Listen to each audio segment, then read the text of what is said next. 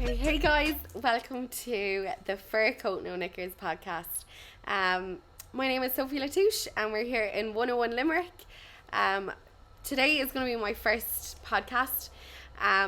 So I have a very special friend of mine that knows me both professionally and personally interviewing me, but this is the first one that you're going to have of me, just speaking about me. The rest of them are way cooler. So I hope you enjoy, and if you have any questions or any DMs to send me, it's Sophie La Touche on Instagram, and I am sorry that I cursed a lot. Bye. Sophie, thank you very much for having me on the soon-to-be infamous For Coat No Knickers podcast. Are you nervous about this interview? Yeah, absolutely. Are you nervous? Absolutely. Because I'm interviewing you, Yeah, or... yeah, I'm nervous because you're interviewing me, and I think it's going to be the only podcast that I'm being interviewed. Where you're vulnerable? Yeah, where I'm not in control. Yeah. So, yeah, I'm nervous. So I'm really happy that you got me to do this. We're very close, we're good friends. I wouldn't think have we hop anyone off else. each other. Yeah. So I'm hoping today I will get what makes Sophie La Touche Sophie La Touche, you know? So I want to start with tell us a little bit about Fur Coat No Knickers and how the idea came about. Okay, so Fur Coat No Knickers, I suppose, look, jeez, I might be underselling myself here, but that's what people describe me as, like my close friends. They're like, Sophie, you look great, but your mouth is just curses all the time, and like, you know, you've actually got a really kind of, I suppose your life is not perfect, you know, whereas you look good and you look like your life is perfect, sort of a thing. So I think, not that I try and make it look like that or whatever, but I think I embrace it, yeah, and I try and make the most of myself. And I think, as well as the whole Fur Coat No Knickers for Sophie, I think in terms of the people that I'm interviewing and what I'm trying to achieve by doing this podcast is to show the real side of people, not the Instagram side.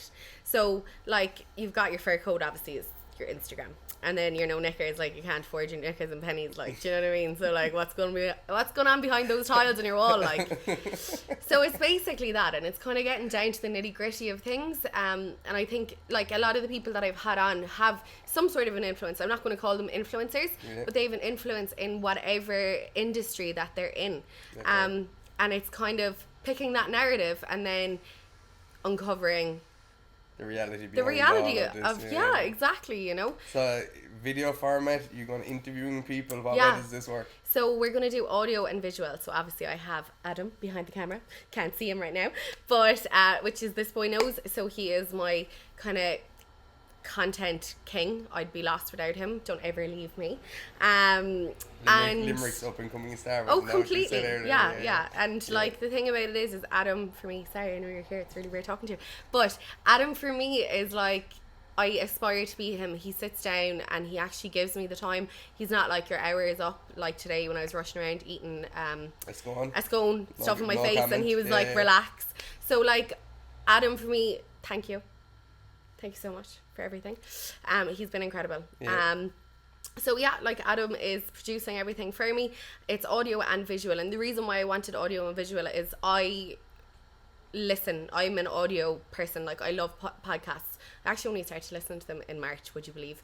Before, no, it was after I came up with the idea of doing a podcast. I remember.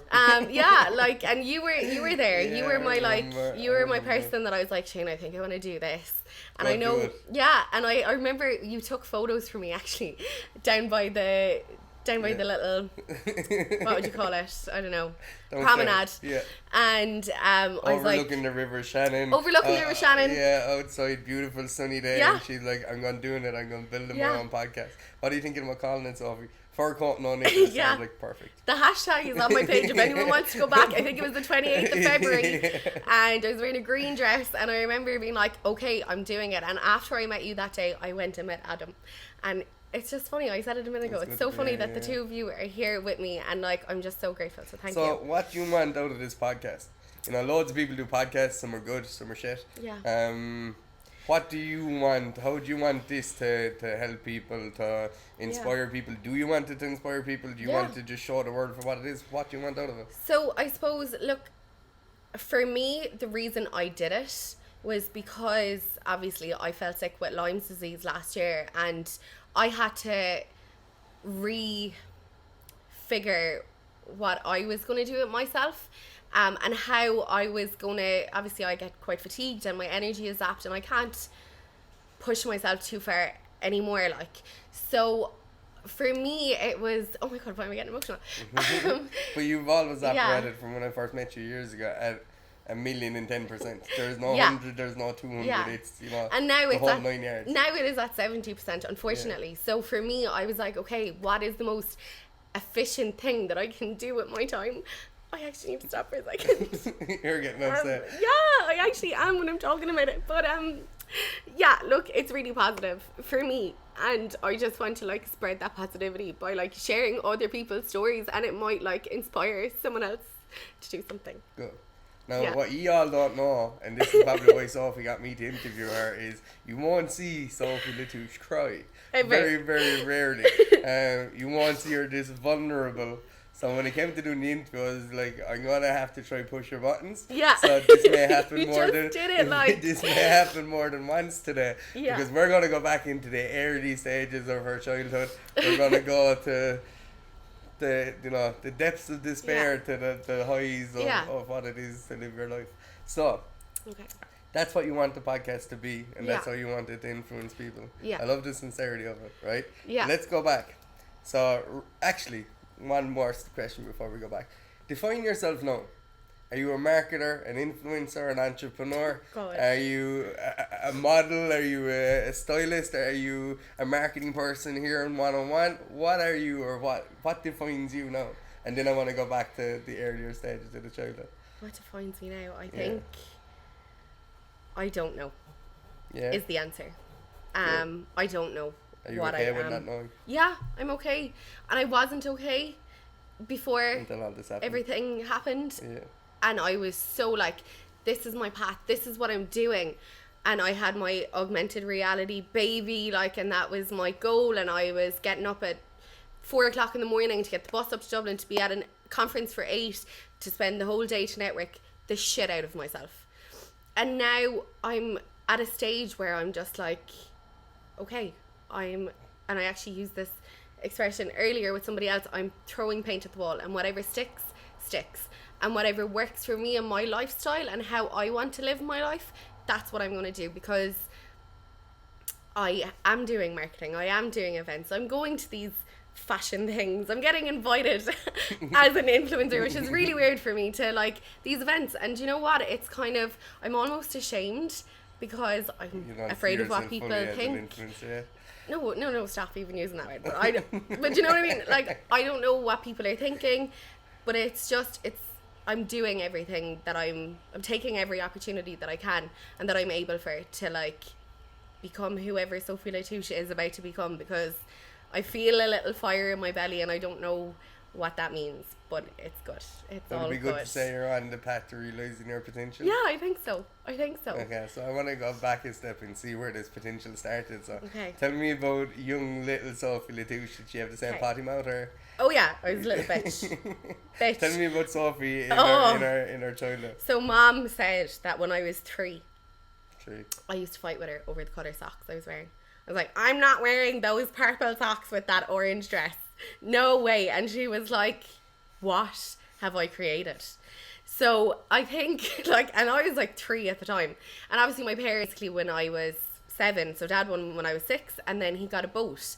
And it was like, it was just fantastic. Like, as in, we used to go up to Gary Kennedy, but when I was 7, I used to basically tell the person that owned the bar at the end of the night. Like, I used to go up and I'd bring up glasses and I'd put them on the counter and I'd be like, pay me. And she'd be like, excuse me? This 7-year-old dad would be like, Sophie, stop asking for fucking money. Like, we're here enjoying our fucking time. And I was like, so she used to give me a $5, happy out, like, you know. And like, I never played with dolls. I wasn't a Barbie girl. Didn't like pink, even though I'm wearing pink today. Very unlike me. But I always, when I saw my future self, I always saw myself, I know this is so weird, like when I was a child, as this businesswoman getting out of a car with black sunglasses, a black Mac jacket and a black bag, like with stilettos on. And I never envisioned a family. Maybe a few cats, but never envisioned a family. Like, never wanted to be a homemaker, let's say. I always just saw this business person for myself. And like, bear in mind, I come from, like, we call it a blended family. So like, and we used to move, like, I think I've lived in like 42 different houses. So like, I used to have to adapt to every situation that I went into. So I'd go and I'd move house, and like I'd spend maybe 3-4 months there, and I'd have to like be like, hey, I'm Sophie La Touche, how's it going? When I was like 4, be like, come on, like, play with me, bitch. And like, and I just did that continuously for wherever we moved to. You had to keep adapting. I had to keep adapting. So like, you know, like, my childhood was, it was hard. It wasn't an easy one. And it came from a very different era. And like, obviously I was like a little brown girl, like, you know, what like. what was the hardest thing you went through in your childhood? I told you we'll get to the core today, so. Yeah, Jesus. Well, like, I suppose obviously I got bitten on the face by a dog when I was 2. Yeah. And I got 60 stitches. Like, it was a very traumatic thing. Yeah. But obviously I can't remember that, thank fuck. Yeah, but absolutely. I got bullied very badly in school. And I was called... byproduct of the bite? Yeah, they Okay, used to call me yeah. Scarface and stuff. They used to call me Pocahontas as well because of my colour. But like, obviously in hindsight, I'm like, yes, bitch, take I'm one and Pocahontas. me. But yeah, I think I got bullied quite a bit when I was younger, and there wasn't a lot of stability for, not my parents' fault, but like for money reasons and stuff like that, and mom being a single parent and all that kind of stuff. There was no stability whatsoever in my childhood. But in hindsight, It made you stronger? maybe better. Like, it made me innovative, it made me adaptable, it made me who the fuck Sophie La Touche is today. And to be honest with you, I wouldn't take back any bit of my childhood, even though it was the furthest thing from perfect. So tell us about your let's get into first kiss, first boyfriend sort of territory before we move forward. Can you remember? Yeah. Do you want to tell us about it? You said I could ask any question today. We need to build the story up all here. I'm going to say is I was an early bloomer. Okay. And I started liking boys when I was like 8. I was like, got my period really young. Like, sorry. That's okay. But I got my period really young. Like, so I just like, this sounds so bad, but like, do you know what? I wanted to like do like things with boys when I was really young. But basically, I had my first boyfriend when I was like 13. Whatever. Good age. Great age. Great age. I think it was actually a bit younger, but anyway. But I had my first boyfriend when I was 13, and yeah, to this day, still I haven't found anyone as lovely as him. So, not saying that I'm still in love with him, but he was definitely like, maybe it was the first love thing. If you're out there and you're listening to Forgotten on Acres, please reach back out to Sophie. No. She misses you. He's happy in his relationship now. No, but you know what I mean? Like, as in, he was just such a lovely guy, and I haven't quite met someone that has kind of come up to all those scratch. boxes. Yeah. So tell me about your teenage years then. Did you start getting into fashion then? Did you start getting into I was so bold, entrepreneurial stuff? No, I was so bold. Like, I was very pretty, and I was different, and I was like this kind of in the popular group, do you know, I was. But I was always nice though. But like, jeez, I'm really picking myself up here. No, but like, do you know what I mean? I was in like the proper circle and stuff like that. Yeah. But I suppose one thing that I don't think I've ever said out loud to anyone, but I always was growing up with people being like, Jesus, you're beautiful and you're this and you're that and whatever, and like being really popular and stuff. And then I think, especially in the last maybe few years, I found like a bit of an identity crisis, because everyone's beautiful. Absolutely. Everyone's beautiful and everyone is fabulous, and I'm not the popular girl anymore in my like peer group. Not that I'm not popular, but you know, there isn't kind of that, I suppose, that thing that I grew up with like that recognition. Yeah. And I found it really hard, especially like, I think 25, 26, 27 was a fucking write-off for me. 27, we can fucking talk about 27 later, like I'm 28 now, so absolutely. Fuck you 27. I wish you were never there, like. But 25 and 26 was really hard. It was like crisis identity. Who am I? What am I? I started putting on weight. I started just noticing my scar more because I was getting a few wrinkles. like I hadn't been with like a guy in like a year. I was just out of all sorts. I had been traveling. I came back. I was in Limerick. I was like, what is this? They were really, really, really hard years. And I think anyone that is... Sounds like you weren't happy. Oh, I was, yeah. Yeah, it sounds like you weren't. But no, I don't think I was unhappy. I think... But I was a fucking... Yeah, I was unhappy. But it was more... I think everyone goes through that transition. Absolutely. And I think if there's girls that are like 23, 22 listening to this, they're like, what's she on about?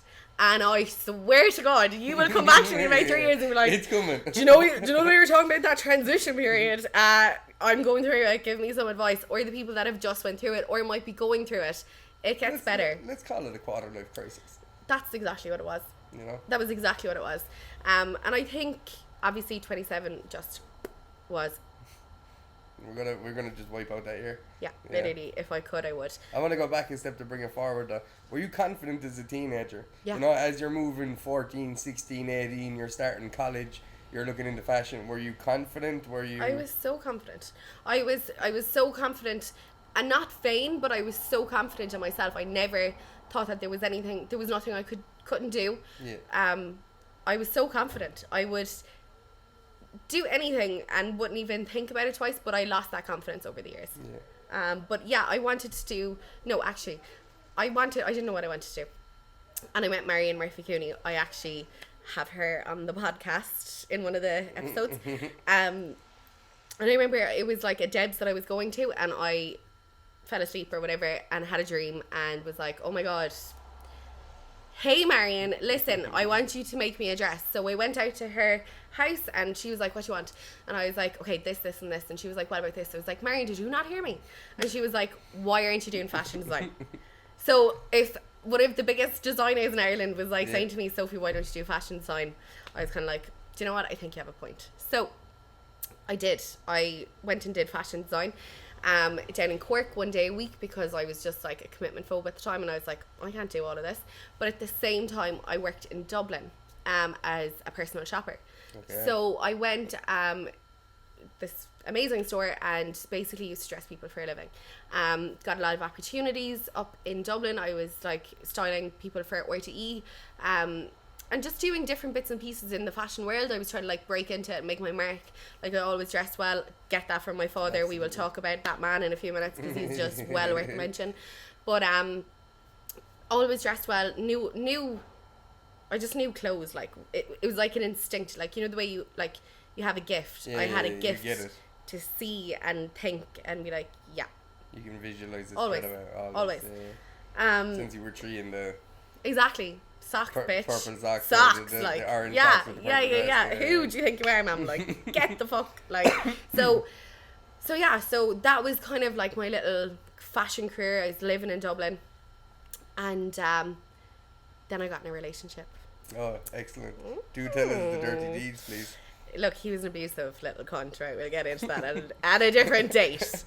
But because of whatever went on between me and him, I needed to go. I needed to get out of there. Yeah. And my mother, thank you, Mum, rang me and was like, did he hit you? And I was like, yeah.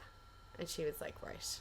Do you want to go to Australia? And I was like, what are you talking about? I just got like my dream job in Dublin. Like I was a visual merchandiser like for this flagship store, and I was like, what are you talking about, Mom? Like, what's your problem? And then she was like, take 10 minutes, hon. Take 10 minutes. She was like, and ring me back because I need to get your visa sorted. I need to get your flight sorted, whatever. Thankfully, I went downstairs. There was a girl I was working with, Jenna. Thank you, Jenna. I was like, listen, X did this. Mom was after offering me to go to Australia. What would you do? And she was after coming out of an abusive relationship, and she was like, Sophie, a leopard never changes the spot. So I was like, okay. Went back up, was like, Mom, I'm going to go to Australia. And like, this was like the 1st of November. And it was the 12th that I was booked to go because my cousin was going at the time. Anyway, went to Australia. Worked for Karen Millen over there. I was a stylist for them. And like, still it was like... It was amazing. Like, you know, I was in the fashion industry, but then I was kind of moving around and I was like doing a bit of traveling. So I ended up becoming a traffic controller. So I had a hard cap thing and whatever. wasn't my best Proper self. styling, like. But I also worked. God, nobody knows this. Do you know this? Please tell. Do you know? Oh, no. Okay, so I worked in a strip club. Yeah. Over there. Now I wasn't a stripper, but I was serving drinks. So it was. Oh my god! It was called the Crazy Horse, and my T-shirt said "Getting Better and Wetter" on my tit. Yeah. So, like, it was like, I fucking really enjoyed it, to be honest. Like, I had a ball. Like, I'd go into work and there were these people with their titties, like, and I was just like, would you like a drink? Like, and it was great. It was an amazing experience. But anyway, Australia didn't work out, so I came home. And I kind of realised when I was over there, I don't have a degree. And everyone that I was in Australia with did. And the money they were on and whatever. So I was like, do you know what? I'm 23. Yeah. I was 22. I'm going to come back and I'm actually going to go to college as a mature student. I'm back to do marketing. And oh my God. It was like all of the things that I ever thought about anything in the world were true. It was my intuition. But like doing marketing it just gave me like that little bit of like solidifying information that I needed to hit home that the way I thought was entrepreneurial. Yeah.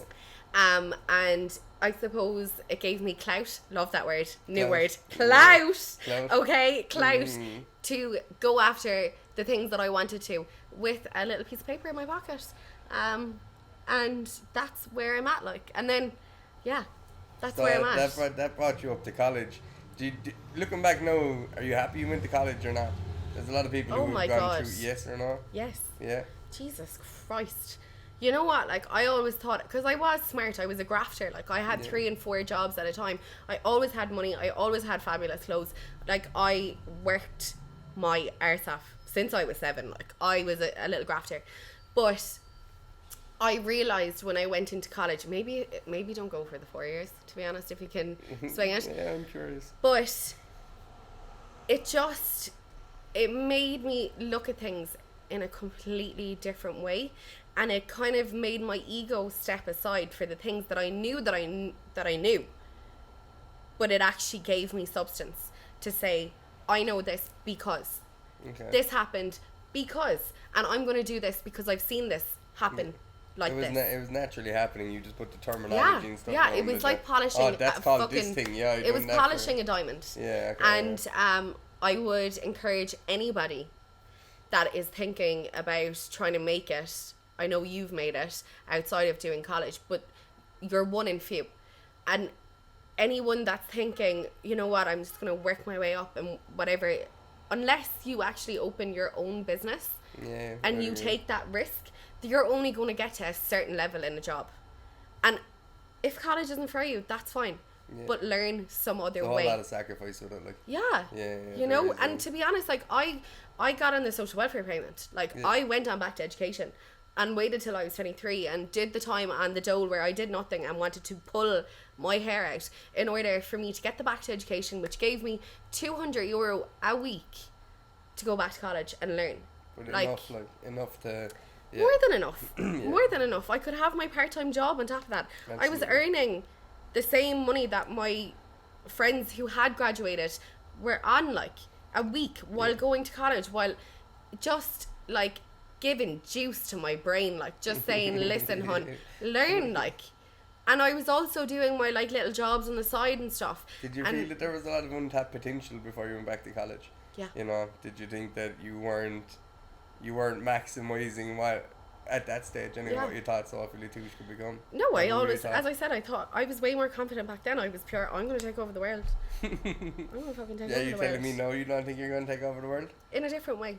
We get it's to not that now, like so. Yeah, it's not like this aggressive thing inside me that's like, I don't care what I have to do to get to where I want to be. I'm like, I'm going to enjoy the process.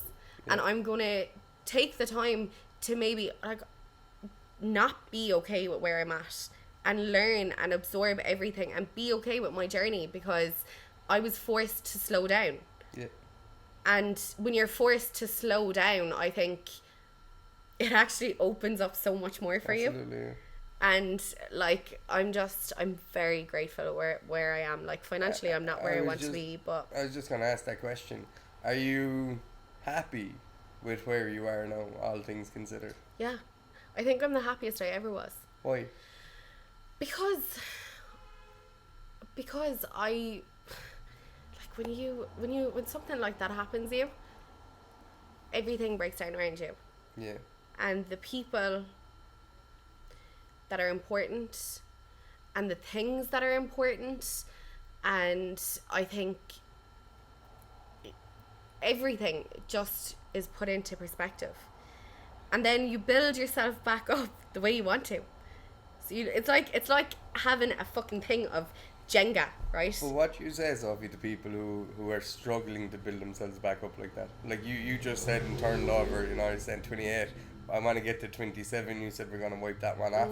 But what you say to the other people listening in to Four Cotton on Knickers, and they're saying, my world is crashing down around me now, how do they build themselves back up? How did you do it? What advice have you for them? Okay. Yeah. So Real I'm talk gonna now. fix myself for this. Real talk now. Listen, I honestly, the most important thing that you can do is you need to trust that whatever is happening around you is happening for a reason. And you need to trust in that process. Like, you need to trust, you need to be grateful for what is happening. You need to be grateful for the stupid things that you're able to wake up in the morning, or the stupid things like, I have a cat, that my cat is there. Like your mom or your dad or your sister, whoever that significant person is in your life, you have to be grateful for the smallest little things. You have to show gratitude.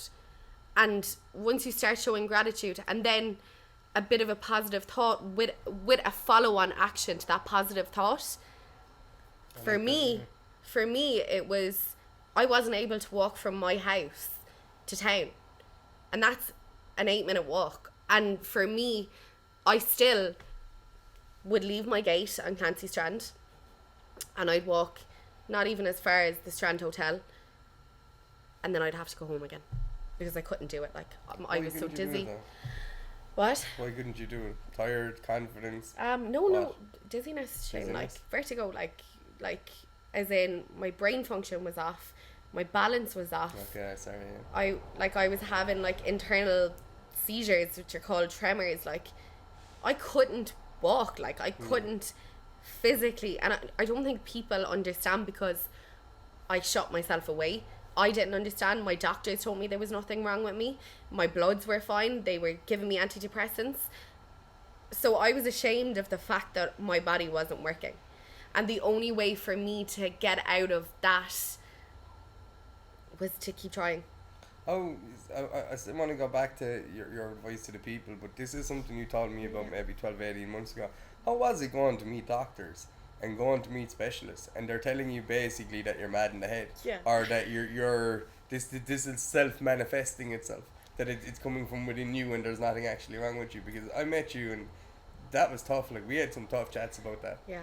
But you could even see it in me though. Like. Oh yeah, but I knew there was something wrong with you. Yeah. Like, let's be very clear. I could see it. Like, you know when you're looking at a person's eyes and their heart and soul if they believe there is or isn't. Yeah. And you told me there was. But how did it feel to you when you're going to these specialists who went through college, have all this education behind them, they've helped so many people, and then they're gone, here, you know what you need, Miss La Touche? You need some antidepressants. Yeah. The exact opposite, by the way, to anything I would ever give you. I know, yeah. Is antidepressants. I know. For you being you. Yeah. But how did that feel? I believed them. I was so sick. I was so sick. Jesus. But I was so sick that I just believed them. Like, I was like, okay, if it's all in my head, I was like, literally, like, give me whatever tablets and like bring me to 5B. Like, I don't care. Like, I just don't want to feel this way anymore. Like, I wasn't suicidal, but I didn't want to be here. Like, yeah. And I just kept believing them. Like, and they kept saying, I remember going back after taking like 2 months of the antidepressants, and I went back and she was like, so like, I was like, look, I'm really bad, like my arm is swelling out, or like, I'm getting this really weird rash. And she was like, look, I think we should just double your dose. And that was the day that I sat there and I said, I literally sat across from my GP, who had been my GP since I was born. Yeah. I sat across from her and I was like, do you honestly think that I'm making this up? And she sat back in her chair.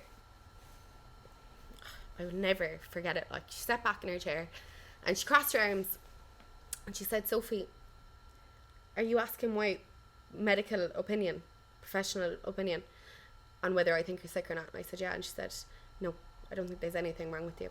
She was like, do you realise that you've been here 1, 2, 3, started naming, like, numbering out the amount of times that, so you've been here 22 times since September. And she was like, so I think there's something wrong with your mental health. Yes, but no, I do not think that you're sick. And I remember sitting there and I was just like, oh my God, like, are you going crazy, Soph? Like, and I decided that day that I was going to change my doctor, like, so I did. Yeah, right, by the way. Yeah, and still, she didn't think there was anything wrong with me, but she kept trying. In fairness, like, she's my doctor now. She kept trying, and I went to a specialist. The specialist told me that I had a rare autoimmune disease. So he put me on immunosuppressants, which are tablets that lower your immune system. And bear in mind what was actually wrong with me. I don't have an autoimmune, but my immune system was being attacked by the Lyme disease.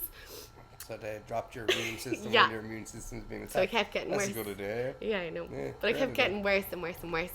And eventually, the GP that I'm with now said, look, Soph, you're getting worse. The medication you're on is poison. Let's send your bloods to Germany. So I'd been tested here twice for Lyme disease, and they were both negative. Sent away to Germany, got my results in 2 days. Positive for Lyme disease. Lads, you wouldn't believe it, but it was the best day of my fucking life. Yeah. It was the best day of my life, and stopped my medication straight away. Went to a homeopathist, went to a herbalist, and like, yeah. I remember you ringing me about it and telling me, yeah, you were so happy. I was so happy. I'm not mad, Shen. I'm not psychotic. I am not. Yeah. I am sick, and here's what I have. Yeah. I was nearly in tears myself. It was a special moment, Shen. Yeah. But so. Do you think that's why your confidence was affected in some way? Not because you were sick, but because they made you doubt what you knew to be true? Yeah, definitely. Yeah, and like, I was in so much pain every day like that. The thoughts of someone talking to me and me having to concentrate because my brain function was off. You remember we used to have, and I'd be like, sorry, actually, I just need to go and sit down for a minute when we were in business meetings. In a few minutes, and so the thoughts of like meeting someone, talking to them and trying to concentrate gave me anxiety. The thoughts of even like romantically or sexually someone like touching me, get the fuck away, hun. Like, so like relationships, as I said, friendships, you see who your real friends are. Yeah. And that really kind of showed me. And I suppose, so I lost friends, or at least I didn't lose them straight away, but I knew what they were at that stage. And then I wasn't meeting new people, because sure, who would want to be talking to me if I'm like, sorry, actually, give me a minute. Sexually, like, I was swiping on Tinder for a bit of attention because I just hadn't been out, I hadn't been drinking. No fella was coming near me. Like, if someone tried to touch my tit, like, I would have punched them square in the face because it would have hurt so much, you know. So like, all of those elements of my life were completely missing. Yeah. You know, so my confidence was shattered. Of course, yeah. Shattered. It's very hard when you don't have that human connection with people. Yeah. That rapport, that, you know, when people just get you and they love you for being you. Yeah. And then you align that to the self-doubt or people making you think that you're gone mad. Yeah. That's So that was really hard. I say so. So I'm going to bring you back to some more positive stuff. Woo! And then I'm going to definitely get you to, you know, you'll definitely cry at least once more, and that's terrible. Perfect. You told me I could ask whatever I want, so we're going for it here. So you left college. We're going to go back. You done marketing. You knew you were somewhat entrepreneurial. You knew fashion was something that was big. You done it in Australia. You done it in Dublin. You done it in Limerick. since you were a 3-year-old with the purple socks or the orange socks. So you left college, and then what happened? What did you get into then? I started doing a bit of research on augmented reality. For anyone that doesn't know, what is augmented? Yeah. Okay, augmented reality is, the best way I can describe it is, if you think of Snapchat filters, so you overlay an image within your own reality. Yep. So if you think about that technology, yep. And I basically applied it to online shopping. Oh, cool. Genius. Yeah. No, it was fantastic. I did kind of 3 years of hard investigation, research on developing this app. I worked very closely with somebody. You know this. I do, yeah. And yeah, that somebody... It didn't work out. That somebody ran away. Yeah. With my idea. Yeah. And I managed to find a different developer in Dublin. He was amazing. I'll tell you the story about this, because basically I had Brian Thomas interested in purchasing. So you were after, so let's be clear now for them. You were after leaving college. Yeah. You were after... I was still in college. Still in college, sorry. Yeah. You were after coming up with an idea. Yeah. And you wanted to launch your own startup, your own... Yeah. Okay. So we done entrepreneurial development programs in a body of something or another. Universities in Limerick. Yeah, so we had developed the idea to basically ready to go for market. And at that stage was when basically whatever partnership that I did have broke up, but at the same time Brian Thomas had been interested in what I was doing, but I had the contact because I was the business person, and I had the contact, and I'd worked there for quite some time, so I had the contact in Brian Thomas. So they were like, we'd love to bring you up to head office and like show us what you do. So I was like, okay. So I had Brian Thomas interested, but I had no developer. So I was like, what the fuck am I going to do? So I remember I was like, where do you even find people that develop AOR? Like, it's such a specialty. So I went to Dublin. I went into this office. It was called Daiquiri, which is like AOR premier office, completely private. Walked in, your man was like, do you have an appointment? I was like, yeah. So I went and I signed my name. I was like, Sophie La Touche, like, whatever.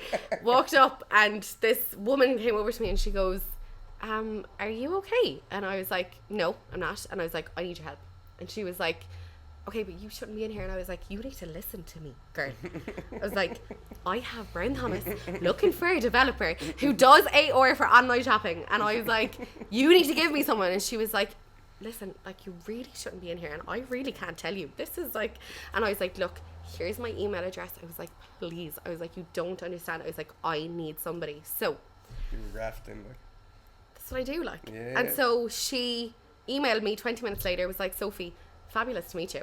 But like, you shouldn't have been in here. But listen, this guy Emmett has actually just left the firm. He's opened up his own place. So then myself and Emmett, we were actually at an AOR convention that night in Dublin, and it was like something out of Blind Date. Like, I was like, and my cousin works on Facebook, so she had like checked him out, and she was like, Sophie, he is your man, he knows this and that code or whatever. Literally, I was like, because I had been contacting him already like that day, so I was like, hey. And he was like sliding over to me, and I was like, so you know AOR? And he was like, yes. And I was like, let's meet tomorrow. So when I brought him in, we were sitting in Costa Coffee, and he was kind of like, he's like this gamer dude. Like, he's like, I really want to just develop games. And I'm like, commercial, okay? think commercial. And so like, we're sitting there, and he's like, I'm like, so like, have you any idea? Because I didn't tell him who the client was at the time, because I learned. And I was like, so, have you any idea who I could be talking about? And he was like, no, maybe, I don't know, like, Dunn Stores or something. And I was like, think bigger. And he was like, pennies. I was like, think bigger. I was like, think as big as you can get. And he was like, Debenhams. I was like, right, listen to me now. I was like, it's fucking Brian Thomas. And he was like, I haven't even been into Brian Thomas. And I was like, well, you want to go in there, right? So anyway, we basically went and we developed this product, brought it to them, brought it to the final stages. They didn't go for it in the end, but like, it was just the most amazing experience. it's still there. It's not going anywhere. I have my business plan done for it. And then I actually met Umar Kamani from Pretty Little Thing, and I went up to him at their summer party, and I was like, "Hey, Umar," and he was like, "Hello." I was like, "My name is Sophie La Touche. You will never forget that." And he was like, "Excuse me?" And I was like, "Yeah." I was like, "I have an AOR product that you need for Pretty Little Thing," and he was just like, "Okay." And he was like, "I kind of liked the way you came up to me," and I was like, "Yeah, I know. You won't forget it. Bye." So I love Pretty Little Thing. You do like leave a lasting impression. Yeah, of course we do. Yeah, but I love Pretty Little Thing. That's the pinnacle. Yes. So the AOR isn't going anywhere, but for me right now, where I'm at right now, it's not on the agenda. It's not on the agenda. Yeah. Is that hard? It was very hard. It was very hard. But I've definitely accepted it now, and to be honest with you, things that are happening for me right now are very exciting. Things are coming from like left, right and centre, and I'm not even like... So tell me a little bit about this newfound enlightenment of the world delivering stuff for you. You know, opportunities presenting themselves, etc. Because you weren't necessarily this way 3 or 4 years ago when we first met. It was far more da-dum. Yeah. Very focused, very polarised, nothing getting necessarily in the way. Yeah. Whereas now it's a bit different. Now there's like someone playing against the wall, as you put it. Yeah, there's people coming to me like asking me to do things for them. I'm not going to get into it. Well, I'm going to ask you lots of questions about it in a minute. So. Well, look, okay, you ask me questions because I just don't want to... So... give me alright, a good way to do this is going to be describe the next month in Sophie's life. What's going to happen the next 6 weeks? Month is like is like the pinnacle of everything. But what I'm trying to do is I'm trying to give people a snapshot of where you came 2 or 3 years ago, wiping out 27, you're now 28, and you're tell us about the next month to give an example of what opportunities are coming your way. Okay. And the last couple of weeks, because some big things have happened as well. So okay, so I suppose coming for me in the next month, obviously I have a TV show. A TV show? So well, it's not a full TV show. A TV show. It's called Pulling With My Parents. Well, that's their working title, but basically it's a dating show on RTE. I can't even talk about this. How am I going to watch it? Oh my god. But anyway, yeah, so like I can't wait. I was not roped into it, I was influenced into doing it. And I said, you know what, I'll go for it, see what happens. And I got it. And then all of a sudden, my nana's involved. I'm showing her dick pics. Like, my mom is involved. I'm walking my cat on air. Like, it's just... And then I go on these 2 dates. And look, it was a great experience. Can we just, for the first time on Forgotten on Knickers, acknowledge that it's now okay, 1, to have an Instagram profile for your cat, and 2, that you walk your cat on a leash?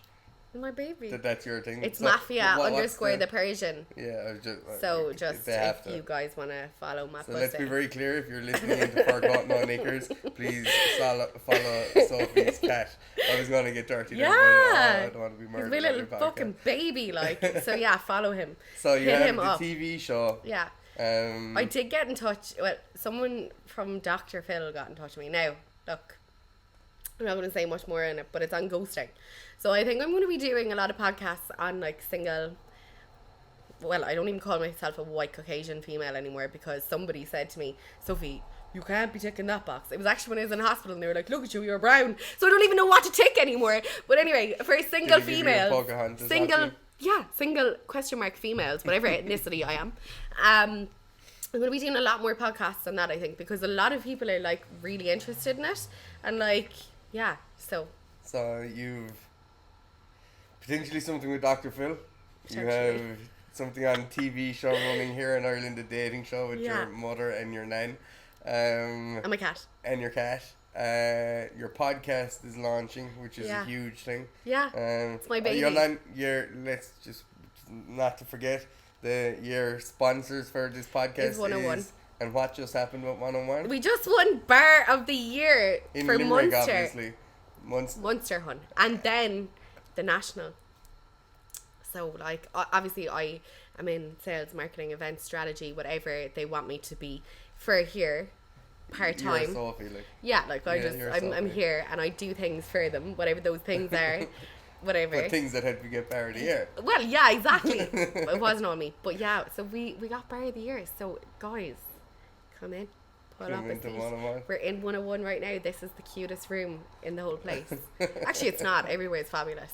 So tell me about this dating show. So I want to know a bit more. No. So tell me, no, don't. Gosh. So I want to know. No, I won't even get into necessarily the dating show. I want to know what happens in your life, what happens in your relationship journey with people, with dating apps, etc. Okay. That manifests itself in such a way where Sophie goes, "Oh fuck it, I'm going on this dating show." Really? Yeah. So shoot it. So basically, I haven't. And Dr. Phil contacting you about ghosting. Yeah. Sorry. Yeah. No. So like, I can't communicate with boys. I just don't know how to do it. I'm gonna put my hands up and say I am the worst person in the world when it comes to this thing that people call dating, because I don't. Dating or flirting or both or everything? I don't know. I don't even know. I don't even know. Yeah. Like, I'm just not. I'm like really good with people. I'm really good with my work. I'm really good with everything. So I think then maybe I flirt with fucking everyone. Maybe I flirt with like everyone. And then it's hard for me to distinguish a relationship where like, does a boy like me? Do I like a boy? I don't know. Like, it's just weird. Like, so I am a very confused person when it comes to like my dating, because I just don't know how to do it. And to be honest, guys don't even, they don't contact me, they don't approach me. Like, nobody's like, hey, you look sexy, or like, just like people say they slide into their DMs. I'm like, maybe I'm just not seeing them or something, because I don't get any So DM slides. Are you on the dating app? Yeah, I'm on fucking Bumble, Hinge, Tinder. Yeah.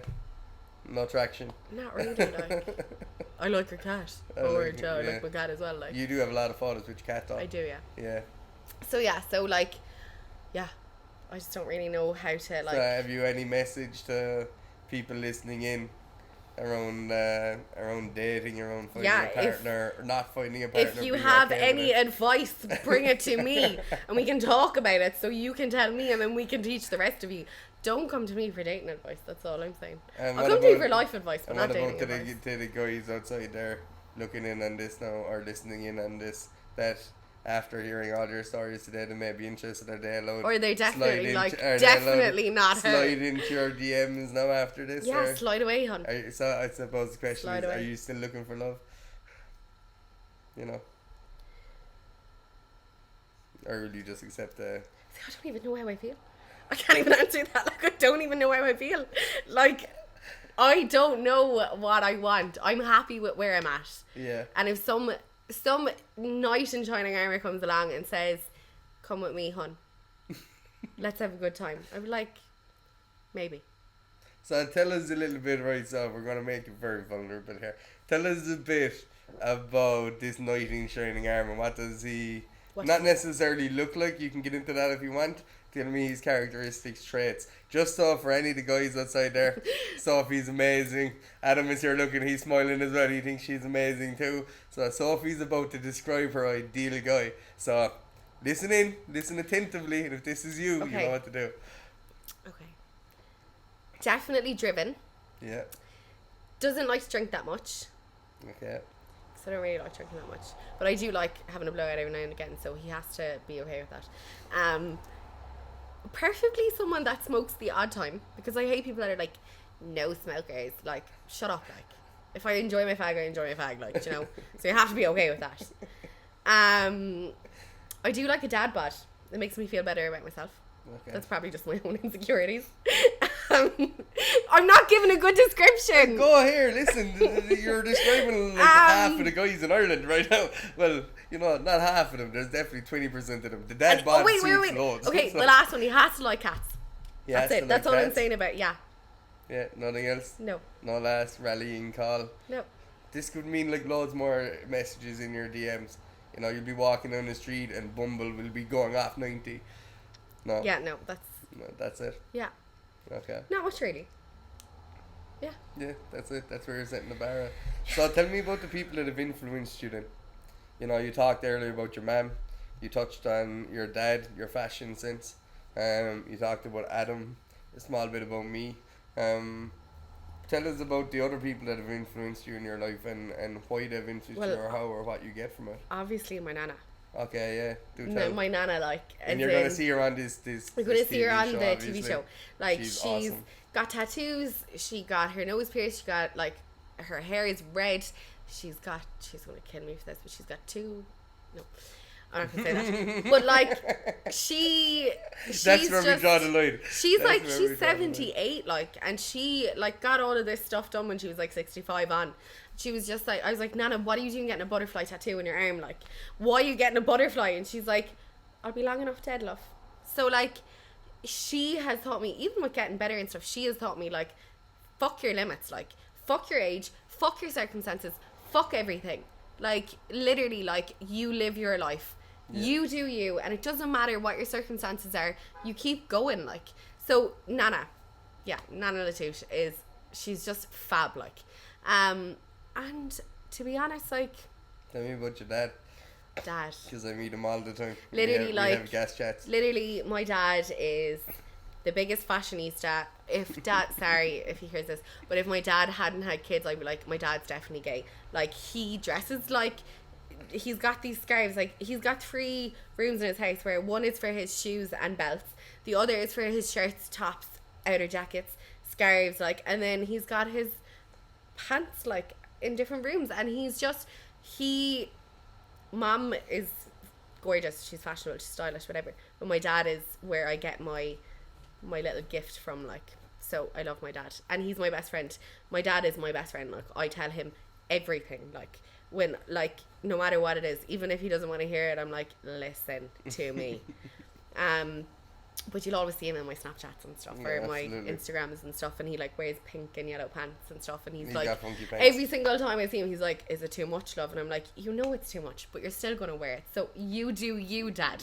With a smile on your face. Yeah, so absolutely. Dad's fab. But so any other people influence you on the way up? No. To get to where you are now? No, not really. So what does the future hold then? So if this is where you are, I don't know is the answer. Yeah. I don't know. I'm enjoying. No. This is the thing. I'm enjoying it. I'm enjoying doing this. I'm enjoying interviewing people. I'm enjoying meeting people, going to different events, just actually enjoying my life and saying no to people that are negative in my life, and just becoming Sophie and knowing my limits. And when I want to have a little bed day, I have built my life around my abilities. And when I want to have a bed day, I can. And there's nothing wrong with that. There's nothing wrong with that. And by creating content, hopefully by having this as a little project and whatever that turns into, I hope eventually at some stage, maybe I'll make some sort of a revenue stream where some opportunity might come out of it. But I'm happy out. But if you keep building, these things will start to create themselves. Yeah. People are coming to me now. So like, what do you want out of Fur Coat No Knickers now? I want people to be educated. I want people to be inspired. Yeah. And I want people to just feel fucking positive. And just know that whatever shit is going on, there is something better to come out of it. Everyone goes through their thing. And there is always a lesson at the end of it. So just like, be positive. Keep going. Think, believe, achieve. I'm going to leave you with that. My handle is Sophie La Touche on Instagram. And that's pretty much me. One last thing, so we need to start to engage the audience before we wrap this up.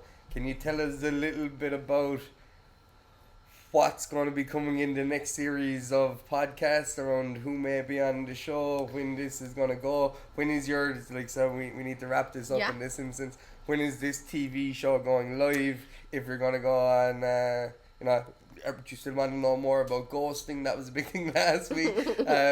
Tell us, but start off with the podcast. Can you give us any information about who's going to be on it, or dabble anything in front of us? I will release promo videos as per each week that somebody is going to be speaking. I'm not going to tell you who they are, but a lot of them are entrepreneurs. The majority of them are entrepreneurs, or somebody that has a specific story or an influence in whatever industry that they're in. And I want to get sample of industries rather than the people and the topics. Fashion, food, entertainment. Everything. Brilliant. Everything. Yeah. And they're just the people I've chosen, and the reason I've chosen them is because they have influenced me at a certain point in my life. Marion Murphy-Cooney is one of them, and Marion influenced me when I was 16. Yeah. And And you had your dream about your outfit. Yeah. And they've been people. So when do these start coming out? So they will start coming out. Probably next week will be the next. Wow. The next one from follow on from here, and then they'll be weekly, and they'll be uploaded to like Spotify, YouTube, and then like all of the platforms really. So, but I will like obviously put that information out there for people so that they. So where can we find you online? Where can people follow you? Where my can Instagram. They join this? My Instagram is my thing. Instagram is where it's at. Yeah, I also have my website, which is www.sophielatuche.ie. So I'm so excited for that. I've never had a website. So Adam, this boy knows, has helped me like majorly like get up to scratch with what I need to do to have an online presence. So thank you. So Sophie La Touche on Instagram. Yeah. That's where we need to go. Yeah. Thank you very much. Thank you for making me fucking cry, Shane. More than once as well, I think. I like it. But stop. thank you for giving me the opportunity to interview you. Thanks very much. Thank you.